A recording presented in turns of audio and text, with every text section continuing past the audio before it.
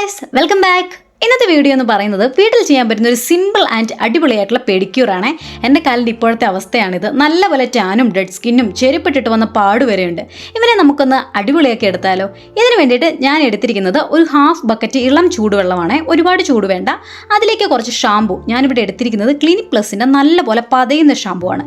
ഇനി കുറച്ച് baking soda ഇടുക. ഇത് നമ്മുടെ കാലിനെ ഒന്ന് ഡീപ്പായിട്ട് ക്ലീൻ ചെയ്യാൻ ഹെൽപ്പ് ചെയ്യുവേ. പിന്നെ കുറച്ച് ഉപ്പ്, കല്ലുപ്പുള്ളവർക്ക് അത് യൂസ് ചെയ്യാം. ഇനി നമുക്കൊരു ഹാഫ് ലെമൺ അതിൻ്റെ അകത്ത് സ്ക്വീസ് ചെയ്ത് ചേർക്കാം. ഇനി ഒരു 10 അല്ലെങ്കിൽ 15 മിനിറ്റ്സ് കാല് നമുക്ക് ഇതുപോലെ വെള്ളത്തിൽ ഇറക്കി വെക്കാവേ. ഇങ്ങനെ ചെയ്താൽ കാല് നന്നായിട്ട് സോഫ്റ്റ് ആകുകയും ചെയ്യും. അതുപോലെ തന്നെ കാല് നന്നായിട്ടൊന്ന് കുതിരുകയും ചെയ്യും. അപ്പം നമുക്ക് ഈസി ആയിട്ട് ഇത് ക്ലീൻ ചെയ്യാനായിട്ട് പറ്റും. ഇനി നമുക്കൊരു പ്യൂമിക് സ്റ്റോൺ വെച്ചിട്ട് കാലിൻ്റെ അടിയിലുള്ള ഡെഡ് സ്കിൻസ് നമുക്ക് റിമൂവ് ചെയ്യാം. ഇങ്ങനെ റബ്ബ് ചെയ്യുമ്പോൾ തന്നെ ഇത് നന്നായിട്ട് റിമൂവ് ചെയ്യുന്നത് നമുക്ക് കാണാവേ. ഇപ്പോൾ നമ്മുടെ ഉപ്പൂറ്റിയൊക്കെ നല്ലപോലെ സോഫ്റ്റ് ആയിട്ടുണ്ടാവും. കൈ വെച്ച് നമ്മൾ നോക്കുമ്പോൾ തന്നെ മനസ്സിലാകും എവിടെയൊക്കെയാണ് ഡെഡ് സ്കിൻസ് ഉള്ളതെന്ന്.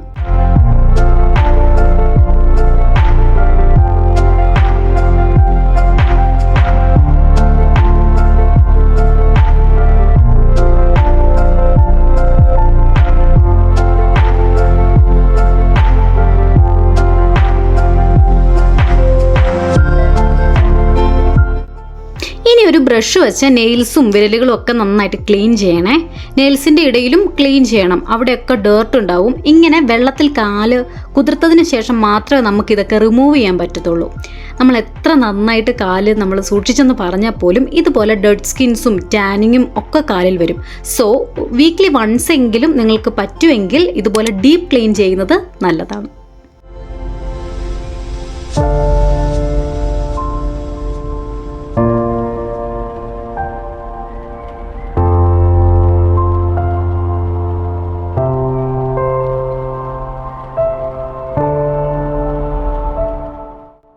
ഇനി നമുക്കൊരു ലെമണിൻ്റെ തൊലി വെച്ചിട്ട് നഖത്തിലും വിരലിലും എല്ലാം നന്നായിട്ടൊന്ന് റബ്ബ് ചെയ്ത് കൊടുക്കാവേ.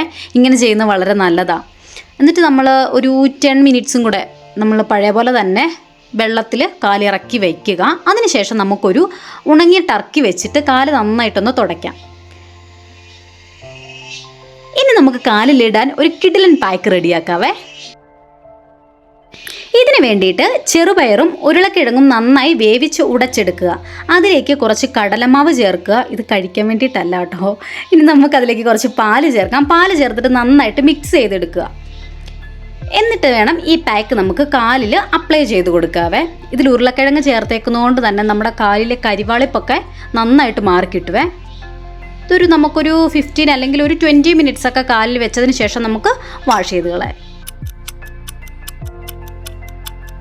കാല് നന്നായിട്ട് വാഷ് ചെയ്തതിന് ശേഷം ഒരു ബോഡി ലോഷൻ ഇടുക. ഞാൻ വാസ്ലിൻ്റെ കൊക്കോ റേഡിയൻ്റ് ആണ് യൂസ് ചെയ്യുന്നത്. ഇത് അടിപൊളിയാണ്.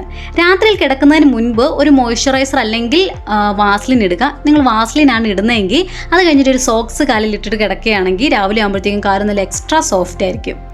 ഒരാളുടെ വൃത്തി അയാളുടെ കാലിൽ നോക്കിയാൽ അറിയാമെന്നാണ് പറയുന്നത്. നമ്മൾ ഫേസിൽ മാത്രം എന്തെങ്കിലുമൊക്കെ ചെയ്താൽ പോരാ, ഇതുപോലെ കാലിലും കൂടെ ചെയ്യണം.